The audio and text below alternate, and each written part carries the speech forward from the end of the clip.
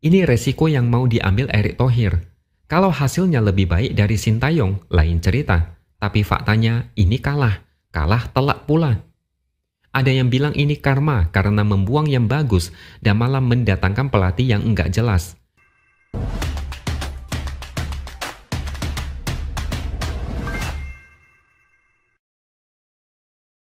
Halo, bertemu lagi dengan saya, X Hardy, di Opini Siward.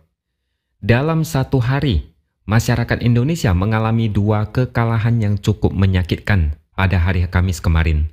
Yaitu yang pertama, RUU TNI disahkan menjadi undang-undang. Dan yang kedua, timnas sepak bola Indonesia dibantai Australia dengan skor 5-1. Dengan kekalahan telak ini, peluang Indonesia bermain di Piala Dunia 2026 semakin jauh. Seandainya Indonesia bisa menang melawan Australia, mungkin isu-isu politik akan sedikit terlupakan. Tapi karena kalah dengan sangat memalukan, masyarakat makin menumpahkan kekesalan mereka. Dengan kekalahan ini, kalian sudah tahu siapa yang menjadi sasaran amukan netizen se-Indonesia. Ada banyak sih, salah satunya Erick Thohir selaku Ketua PSSI, pelatih Indonesia saat ini yaitu Patrick Kluivert. Selain itu, ada pengamat sepak bola yang juga dimarahi habis-habisan, terutama Bung Towel. Sebenarnya, menurut saya yang paling bertanggung jawab adalah Erick Thohir. Patrick Kluivert tidak peduli apa latar belakang dan pengalamannya, sebenarnya tidak punya banyak waktu untuk melatih timnas Indonesia. Karena saat ini masih setengah perjalanan kualifikasi Piala Dunia Zona Asia ronde ketiga. Banyak yang melampiaskan kekesalan kepada Erick Thohir. Kenapa mengganti Sintayong di tengah kompetisi? Padahal ini sangat beresiko. Pelatih baru butuh waktu meracik strategi, adaptasi dengan pemain, bongkar pasang pemain. Posisi Indonesia di klasemen masih sangat beresiko. Sintayong yang sempat membawa Indonesia menang 2-0 melawan Arab Saudi, akhirnya harus dipecat di tengah jalan.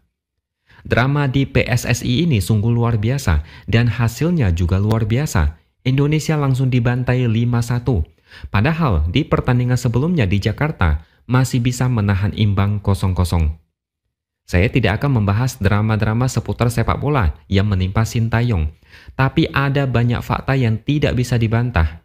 Salah satunya, dia berhasil membawa timnas Indonesia naik peringkat FIFA, naik 48 peringkat. Dan yang paling berkesan adalah untuk pertama kalinya dalam sejarah, masyarakat Indonesia punya harapan bahkan optimis timnas Indonesia bisa bermain di Piala Dunia 2026. Dulu mana ada rakyat Indonesia optimis timnas bisa maju ke Piala Dunia?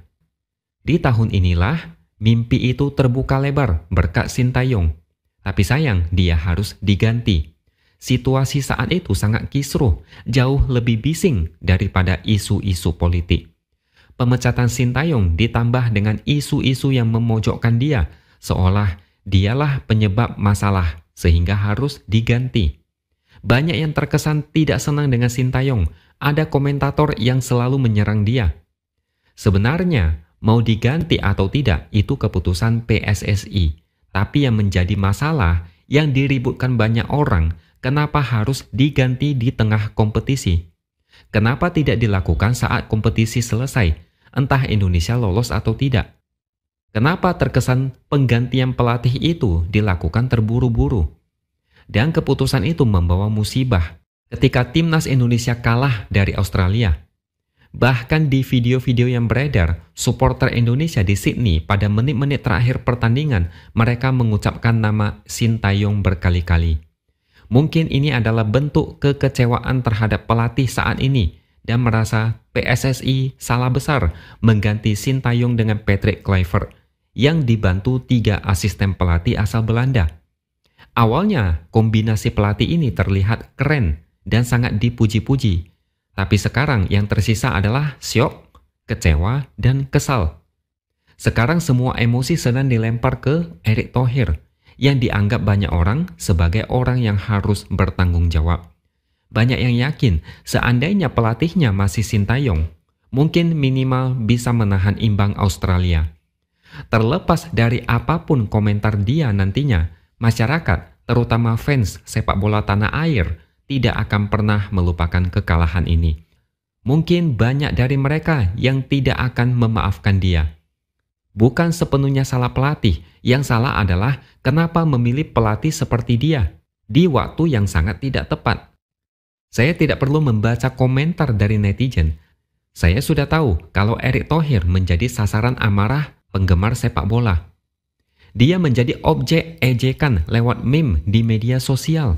Dengan kekalahan ini, nama Sintayong semakin meroket. Yang dulunya ngefans, sekarang makin ngefans. Yang dulunya sempat mengkritik, sekarang menyesal. Erick Thohir posisinya menjadi terancam. Sudah menjadi rahasia umum bahwasannya posisi ketua PSSI itu identik dengan alat branding politik, atau kendaraan politik, atau batu loncatan untuk mencapai tujuan politik. Saya tidak tahu apa sebenarnya tujuan Erick Thohir menjadi ketua PSSI, padahal saat itu dia sudah menjadi menteri. Apakah ada tujuan politik atau tidak, Erick Thohir tetap rugi besar. Image-nya terancam rusak. Apalagi kalau misalnya Indonesia kalah lagi melawan Bahrain, otomatis peluang Indonesia sudah habis. Saya dulu juga sering bertanya-tanya, kenapa jabatan ketua PSSI sering dijabat oleh orang-orang politik. Tapi kemudian saya sadar, ini karena sepak bola adalah olahraga paling populer di Indonesia. Penggemarnya sangat banyak. Dulu ada survei tahun 2021 dan 2022 yang menyebut 70% penduduk Indonesia adalah penggemar sepak bola. Dan angka ini menjadikan Indonesia sebagai negara yang memiliki penggemar sepak bola terbanyak di dunia. Sekelas Brazil dan Argentina yang sepak bolanya sangat maju, penggemarnya cuma 50% dari jumlah penduduk. Jadi bisa kalian bayangkan kenapa posisi ketua PSSI sangat gurih. Kalau berhasil mencetak prestasi, namanya pasti akan dipuji oleh seratusan juta rakyat Indonesia. Seandainya nanti misalnya ketua PSSI ini mau maju di kontestasi politik, basis pendukungnya sudah besar. Ini lumbung suara yang tidak bisa diremehkan. Terkait Erick Thohir, saya rasa saat ini dia sudah seperti public enemy rakyat Indonesia. Pertaruhan terakhir ada di pertandingan melawan Bahrain. Kalau kalah, dia tamat. Karir politiknya hancur. Kalau dia punya ambisi politik, sudah pasti bakal terkubur. Ini adalah kesalahan terbesar yang cukup fatal.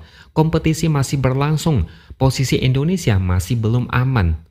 Malah bongkar pasang pelatih yang tentunya harus adaptasi dari nol.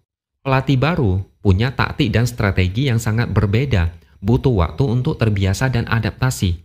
Tapi ya sudahlah, ini pilihan PSSI. Ini resiko yang mau diambil Erick Thohir. Kalau hasilnya lebih baik dari Sintayong, lain cerita. Tapi faktanya ini kalah telak pula. Ada yang bilang ini karma karena membuang yang bagus dan malah mendatangkan pelatih yang enggak jelas. Terlalu mahal harga yang harus dibayar karena memupuskan mimpi penggemar melihat timnas Indonesia bertanding di Piala Dunia 2026. Mari kita harapkan yang terbaik di pertandingan berikutnya. Peluang masih ada, meski lebih jauh dari sebelumnya. Oke, sampai di sini dulu opini dari saya. Subscribe channel ini supaya makin berkembang dan jangan lupa tuliskan komentar Anda. Terima kasih sudah menonton dan sampai jumpa lagi di lain kesempatan.